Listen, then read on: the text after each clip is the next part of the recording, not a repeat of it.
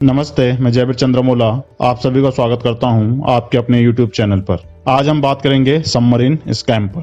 तो इस स्कैम के बारे में शुरुआत से बात करते हैं। फरवरी 1979 में उस समय के प्रधानमंत्री श्री मोरारजी देसाई द्वारा राजनीतिक मामलों पर कैबिनेट कमेटी बुलाई जाती है। कमेटी द्वारा डिसाइड किया जाता है कि इंडियन नेवी को सबमरीन खरीद कर दिए जाएं, जो 350 मीटर गहरे पानी में आसानी से जा सके। इसके लिए कमेटी द्वारा एक फाइनल रिपोर्ट तैयार की जाती है, जिसमें इंडियन नेवी को 4 सबमरीन दिए जाने होते हैं और इसकी एस्टिमेटेड कॉस्ट 350 करोड़ रुपए के करीबन आती है।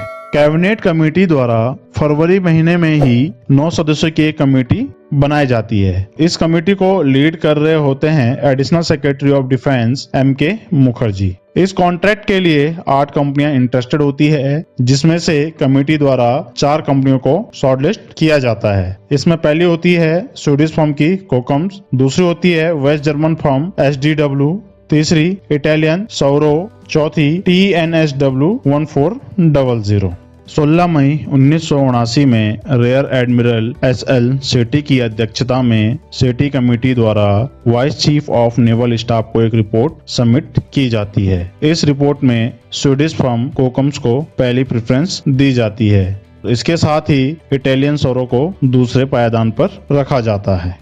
वेस्ट जर्मन फर्म SDW के ऑफर को रिजेक्ट किया जाता है, क्योंकि SDW द्वारा बनाई गई सबमरीन केवल 250 मीटर गहरे पानी तक ही जा सकती थी। हालांकि 15 जून 2079 को SDW की ऑफर को एक्सेप्ट किया जाता है, जिसमें यह कंडीशन रखी जाती है कि अगर SDW द्वारा बनाई गई सबमरीन 350 मीटर गहरे पानी में जा सकती है तो इनका यह ऑफर एक्सेप्ट किया जाएगा। जून के महीने में ही कुछ डेलीगेशन के साथ रियर एडमिरल DS पंतियाल और कैप्टन M कॉन्डर द्वारा यूरोप और US के बहुत से शिपयार्ड में विजिट और सर्वे भी किया जाता है और डेलीगेशन अपने फाइनल कंक्लूजन पर पहुंचती है कि इंडियन नेवी सबमरीन डील के लिए कोकम्स कंपनी उनकी फर्स्ट चॉइस होगी।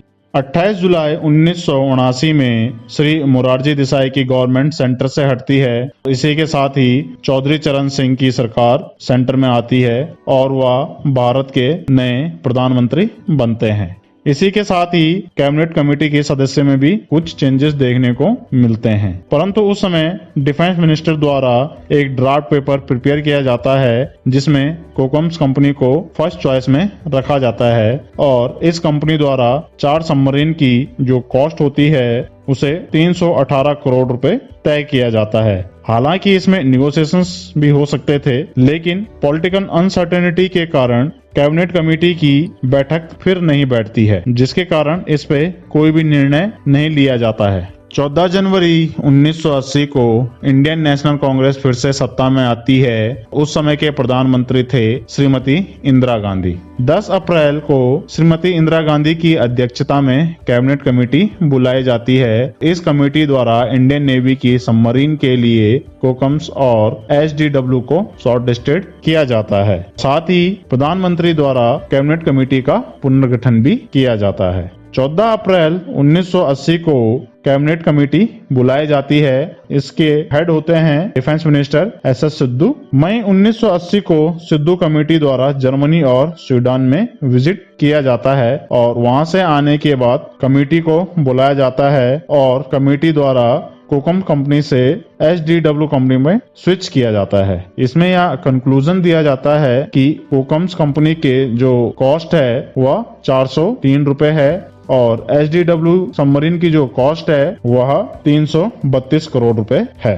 23 जून 1980 को कैबिनेट कमेटी की बैठक होती है और बैठक में सिद्धू की रिकमेंडेशन को अप्रूवल दिया जाता है। कुछ समय बाद सिद्धू को SK भटनागर द्वारा रिप्लेस किया जाता है। SK भटनागर द्वारा फाइनली 11 दिसंबर 1981 में इंडियन नेवी की 4 सबमरीन का कॉन्ट्रैक्ट फाइनल हो जाता है। इस कॉन्ट्रैक्ट की कॉस्ट 465 करोड़ रुपए होती है, जिसमें टॉर्पिडो भी इंक्लूड होते हैं। यह टॉर्पिडो अंडर वाटर मिसाइल होती है जो सबमरीन से लॉन्च की जाती है। 6 साल बाद 1987 में 2 सबमरीन भारत में आती है। उस समय के प्रधानमंत्री थे श्री राजीव गांधी और डिफेंस मिनिस्टर थे श्री VP सिंह।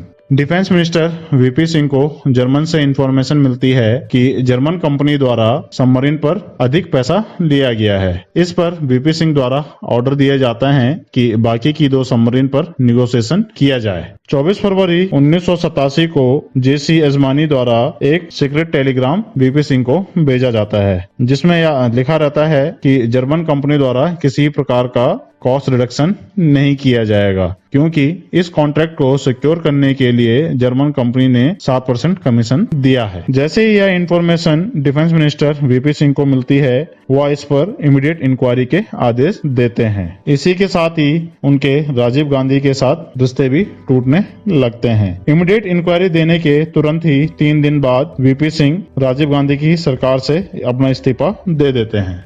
सीबीआई द्वारा एचडीडब्ल्यू सबमरीन स्कैम पर पहली एफआईआर फाइल की जाती है, जिसमें 7 व्यक्तियों के नाम होते हैं और इन पर यह आरोप होते हैं कि इनके द्वारा डॉक्यूमेंट में छेड़छाड़ की गई ताकि यह कॉन्ट्रैक्ट एचडीडब्ल्यू के फेवर में जा सके। सीबीआई की एफआईआर में former defence secretary Shashikant Bhatnagar, secretary general और international civil aviation SS Sidhu, captain M Kondath, financial adviser to defence minister BS Ramaswamy, director agent of HDW और सबमरीन के लिए टॉर्पिडो सप्लाई करने के डायरेक्टर और एजेंट भी इस स्कैम में शामिल होते हैं। डिफेंस मिनिस्टर के अधिकारियों द्वारा एचडीडब्ल्यू फर्म की टोटल कॉस्ट को गलत तरीके से कैलकुलेट किया जाता है। यह कॉस्ट इनिशियल टाइम में 332 करोड़ रुपए होती है और कॉन्ट्रैक्ट फाइनल करते समय इसकी कॉस्ट 365 रुपए हो जाती है। इसके साथ ही सीनियर अधिकारियों और कमेटी के सदस्यों द्वारा बहुत से टेक्निकल और फाइनेंशियल पैरामीटर में भी चेंजेस किए जाते हैं, जिससे यह सुनिश्चित हो सके कि यह कॉन्ट्रैक्ट एचडीडब्ल्यू को मिल जाए। इसके साथ ही एचडीडब्ल्यू और एईजीटी कंपनी के कोटेशंस में भी चेंजेस होते हैं। यह चेंजेस एजेंट द्वारा इंडियन गवर्नमेंट को नहीं बताए जाते हैं। सीबीआई द्वारा रजिस्टर की गई एफआईआर में एसएस सिद्धू मुख्य आरोपी होते हैं। इन पर आरोप लगते हैं कि इनके द्वारा टेक्निकल और फाइनेंशियल डॉक्यूमेंट में हेरफेर की गई, जिससे यह सुनिश्चित हो सके कि यह कॉन्ट्रैक्ट एचडीडब्ल्यू कंपनी को मिल जाए। सन 1987 में एसएस सिद्धू रिटायर होते हैं। राजीव गांधी गवर्नमेंट द्वारा इन्हें तमिलनाडु का गवर्नर नियुक्त किया जाता है। इस स्कैम में दूसरा नाम होता है शशिकांत भटनागर का। शशिकांत भटनागर एसएस सिद्धू को रिप्लेस करते हैं और दिसंबर 1981 में एचडीडब्ल्यू के साथ डील को फाइनल करते हैं। इन पर आरोप लगते हैं कि निगोशिएशन कमेटी द्वारा दिए गए सजेशन को या रिजेक्ट करते हैं और बहुत से टेक्निकल और फाइनेंशियल पैरामीटर में भी चेंजेस करते हैं। इस स्कैम में अगला नाम आता है कैप्टन एम कॉन्डत। सीबीआई द्वारा की गई इन्वेस्टिगेशन में इन पर आरोप लगते हैं कि इन्होंने जर्मन कंपनी के साथ अपनी जॉब को सिक्योर करने के लिए एचडीडब्ल्यू फर्म का फेवर किया। इस स्कैम में अगला नाम आता है बीएस रामास्वामी का। सीबीआई द्वारा बीएस रामास्वामी पर आरोप लगाया जाता है कि इनके द्वारा जानबूझ करके कोकम्स कंपनी की टोटल प्रोजेक्ट कॉस्ट को बढ़ाकर दिखाया जाता है ताकि एचडीडब्ल्यू की कॉस्ट को कम बताया जा सके और इसे यह कॉन्ट्रैक्ट मिल जाए।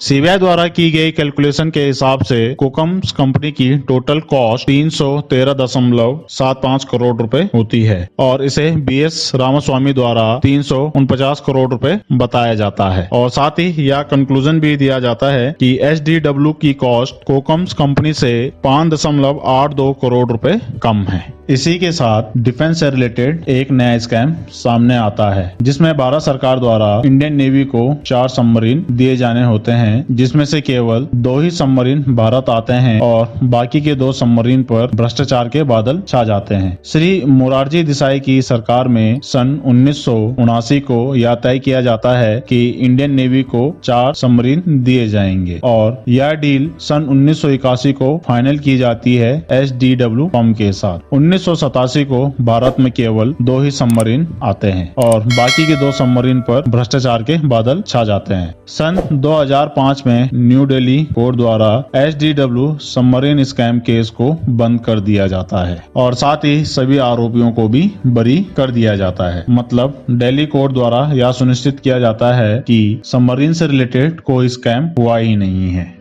इस स्कैम पर आपकी क्या राय है, आप हमें कमेंट कर अवश्य बताएं और साथ ही कोई सुझाव है तो वह भी अवश्य दें। साथ ही आपके अपने YouTube चैनल जयवीर अमोलो को सब्सक्राइब करना ना भूलें। इस वीडियो को अंत तक देखने के लिए धन्यवाद।